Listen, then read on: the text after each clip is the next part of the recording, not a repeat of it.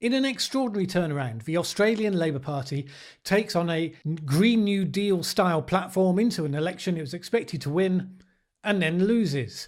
French President Macron initiates a citizens' assembly to try to come up with a climate policy that avoids a similar fate. And a leading light of Extinction Rebellion predicts violence. My name's Mallen Baker. This is the Mallen Baker Show for Changemakers. As you will know by now, the Australians went to the polls a couple of days ago and experienced a massive upset, since the sitting government was expected to lose and then didn't. Scott Morrison, the leader of the centre-right Liberal-led coalition, is credited with pretty much single-handedly turning things around, with an energetic personal campaign and a relentless line of attack against the Labour Party. And what was that line of attack? The likely cost of the party's proposed massive policy platform, specifically its platform on climate change. This was the election that was meant to be all about climate change.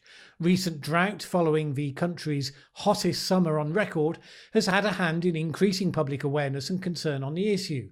This was the time, it was thought, when robust action on climate change would get the endorsement of the population. But Labour's policy, which was big, radical and uncosted, turned out to be too much like a blank cheque for just enough of the voters to tip the balance. More analysis will doubtless emerge in the coming weeks and months, and it doesn't pay to jump straight to conclusions about what happened.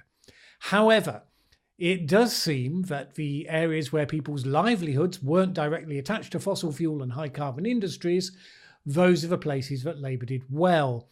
In the regions where jobs and prosperity depended more on those industries, then the uncertainty around what Labour's big plans would mean for them was enough to push them back into the other camp. Labour leader Bill Shorten had gone to the country with proposals to double the planned cuts to Australia's emissions, aiming for half of all new cars to be electric by 2050 and huge government spending increases. That's not as radical a platform as the Democrats' Green New Deal in the US or Extinction Rebellion's 2025 demands in the UK. And since Australia is one of the countries most vulnerable to the early impact of climate change, it had been thought that this was inevitably the moment. But you know, when I say in these videos that you've got to take the people with you and you can't assume that people will support the most radical action, this is kind of what I mean.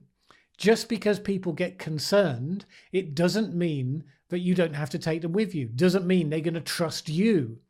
And that means you have to put in the work for a properly costed program. That means you have to develop your program in a way that aims to meet people's aspirations for their economic well-being. And it means that you may need to go one or at least no more than 2 steps at a time, showing by action the benefits of what you're proposing and then pushing it to the next level. But the campaigners say, this is a crisis. We don't have time. Well, this is what happens. You push for everything at once, you lose the election. Guess what? It's going to take a bunch more time than if you'd followed a winning strategy. Going down to glorious defeat doesn't reduce carbon emissions. Does that mean that a radical program could never win an election? Maybe. But I think party leaders that have established a high degree of empathy and trust with ordinary voters might be able to push that line further than others. Such leaders are extremely rare. Certainly doesn't describe the profile of Bill Shorten, now resigned, in this election.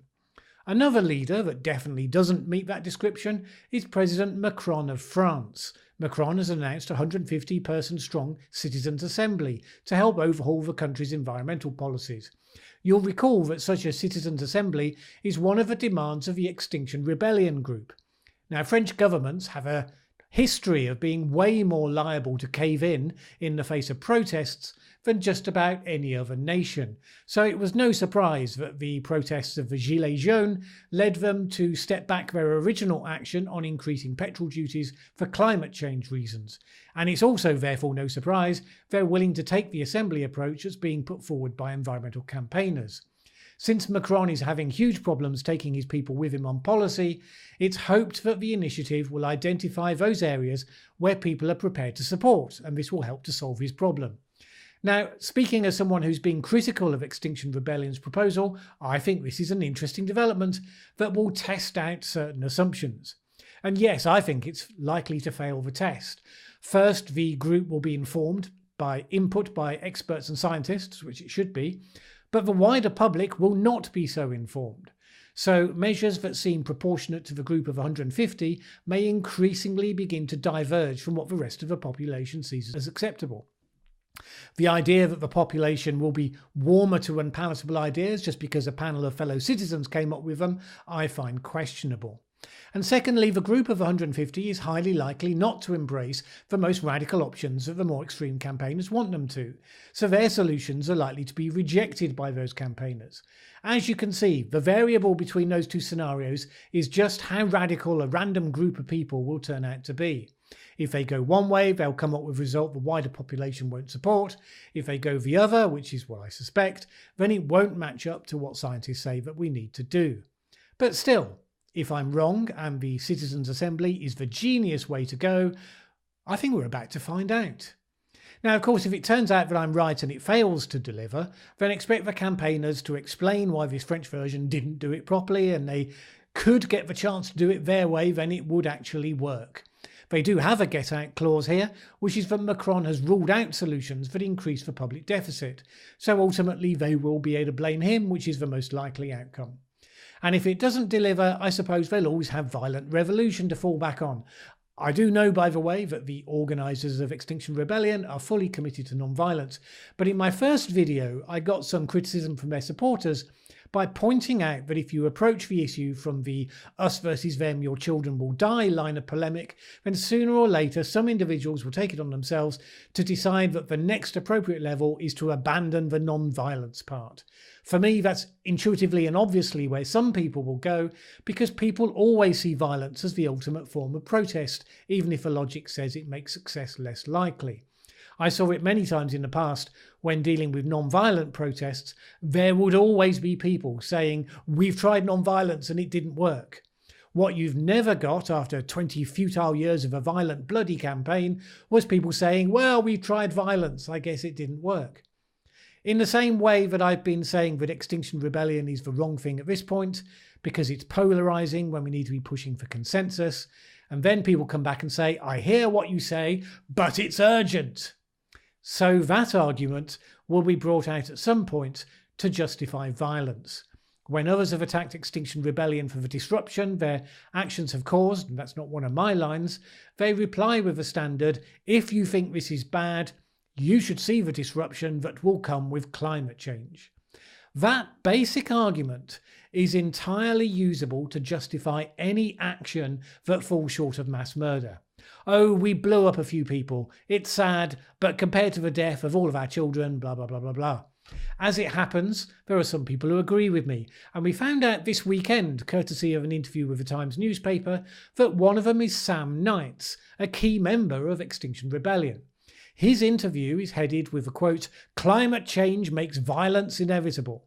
To be fair, I don't think he himself was putting a huge emphasis on this line in his interview, but he said, "I can't imagine Extinction Rebellion ever getting violent. On the question of violence in years to come because of climate change, I think it is inevitable, and the sooner we can transition into something that's much fairer and much more just, the better." Now, I think that's right, but I go further and say if you are actively radicalising people with the overblown hyperbolic belief that their children will die, which is not supported by the science, serious as it is, then you are creating the circumstances that make that violence more likely. You will be Han and Leia, watching your offspring turn to the dark side. And at that point, you'll say, oh, it was inevitable because of climate change. But it's made more likely when you actively radicalise people to think in terms of us versus them defined by the apocalypse. If you look at the way that groups like ISIS radicalise young people to join their cause, there's only a couple of additional factors you would need to throw in to what Extinction Rebellion has now taught us about how to engage people with extreme apocalyptic climate messages. Sadly, it is my firm prediction that we will see the rise of a militant environmentalist group within the next decade and possibly fairly soon. I hope that I'm wrong. I really look forward to doing the video where I hold up my hands and say what a dope I was to make that prediction. So if I had to summarise the messages from this video, getting climate action through democracy is tough. It won't go your way just because you scare people. You actually have to provide skill in execution. But trying to get climate action outside of democracy is going to be a lot tougher. So if we're serious about making a difference, we're going to have to put in the work. No easy solutions. However, there is still everything to play for.